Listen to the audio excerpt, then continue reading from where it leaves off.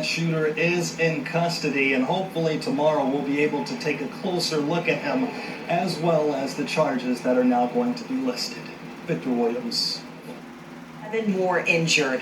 The family of the man who died released a heartbreaking statement about what he meant to them. We have been working the story all day today, talking to witnesses and trying to piece together exactly what led up to this burst of violence. Let's get out to Victor Williams live at police headquarters for us tonight. And Victor, we know this investigation is on the chief's agenda for tomorrow. Oh yeah, and we are just hours away from that press conference that's going to be happening right here at DPD headquarters at 1 p.m. tomorrow afternoon. And we know that the chief is going to be talking about a lot of the violent crimes that took place over the course of the last few days. But we're still looking for any answers that he might be able to provide on this shooting. We know that one person is in custody and at least one other person is now dead. He just randomly came out and just started shooting across the street. It sounded like we was in World War III. That's how loud the gunshots were. A violent and horrific night unfolds right next door to this man wishing not to show his face. His neighbor accused of shooting and killing 38-year-old Andre Willis Jr., also injuring 7 others. Apparently it all started over a dispute about someone blocking a driveway during a party. They wasn't bothering nobody, and then about 2 o'clock, 2:30, the guy right here come out and just start shooting. Witnesses say the man came outside complaining that Andre's car was blocking his driveway, while Andre's family says only the bumper was close to the driveway entrance. After words were exchanged, the shooter allegedly started firing shots into Andre's car, striking him along with the passenger. Next, we're told the man then started blindly firing shots into the crowd at the party across the street, hitting 8 people in total. You can see the bullet holes still on the door, all of this happening while allegedly shooting out the window from inside of his home. After he let off around about 20, 30 shots, he reloaded and started back shooting. Some of the victims tried driving themselves to the hospital but crashed at a nearby apartment complex instead. Now Andre leaves behind 2 little girls.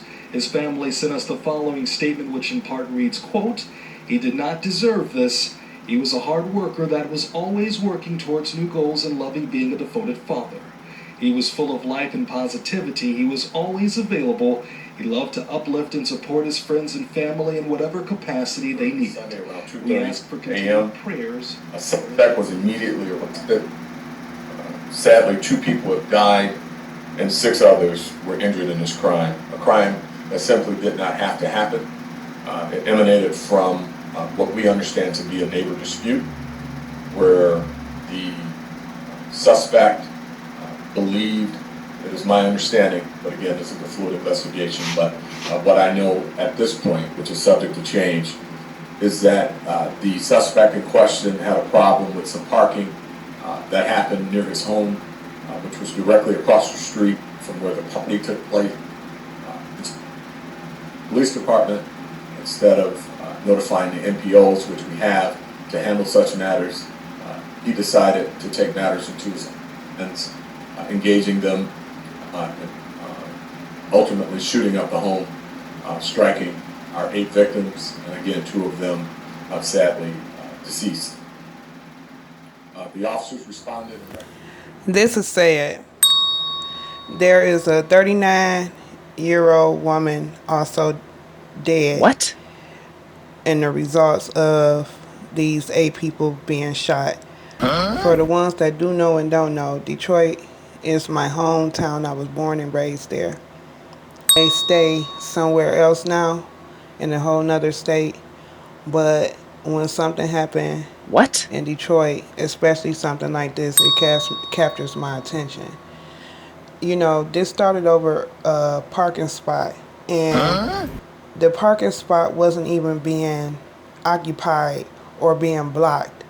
He just wanted to come outside and act a fool, because so many people now, it don't matter if you're white, black, orange, purple, or pink, everybody temper is short, everybody patience is short. If you feel like you're intimidating or being disrespected or anything like that, it can turn into drama in a snap of a finger, okay? Now, it went from an argument to him going in the house getting a gun. What? He had military background and everything, the guy that committed this murder. My thing is that once the cops got there, he sped off, left, and What? they still trying to find one person, but one person is in custody.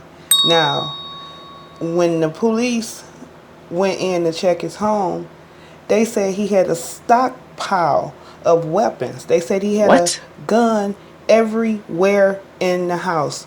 They counted 11 guns. He was What? shooting from the top window of the house. Then he came downstairs and started shooting from the main What? floor of his house. I mean, well, how in the hell mad are you about a parking spot? I mean, if you tell him to move, what you were supposed to do was call the police and everybody would have been shut down. But you went to just shooting? Well, damn. It don't surprise me because I know my city, but damn, y'all got to do better. The officers responded in record time, bravely responded in record time, entering the home. Our suspect, who has a military background, strategically placed weapons throughout his home, was engaged, is what our action is. The officers went into the home looking for the suspect, entered the home legally looking for the suspect. We had information that the suspect had shot from this home. The information that we have is that he shot from the second floor as well as the first floor. They go inside the home. They identify the suspect who was in the home in the dark. Ultimately, he gave himself up. They took him into custody without incident.